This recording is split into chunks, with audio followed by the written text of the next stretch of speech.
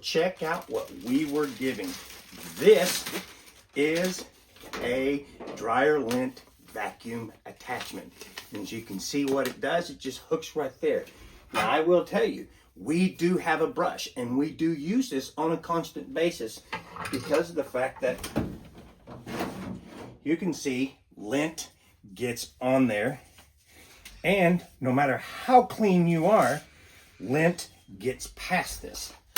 So as you can see down here, we have gone in and used the lint roller as much as possible. And you can see that the inside of it, it looks fairly decent. Now what we're going to do to show you how well this works is we're going to detach this, put this on, because this is what it does, it hooks to that, and then you take it and you connect it onto this. Now this has 2 or 3 different ways that you can connect it, because it has this soft spot that you can pull over a hose if you had to be able to do it. Now all we need to do is turn it on, put this down in there, and this can get everywhere that the brush cannot get.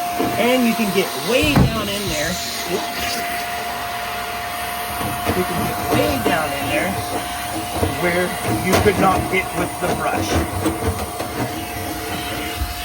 You can get all the places really, really clean. Now,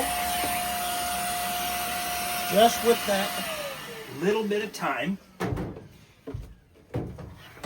let's take this out and let's look at it. So, and you can see what all we got out. Now, bear in mind, I did this just yesterday with my brush, and this is how much more I pulled out of it with the vacuum. This is going to protect your dryer from getting clogged up on the inside of down there to where it doesn't dry correctly. So if you would need something to be able to clean that lint that you can't get with the brush out of your dryer, get you one of these.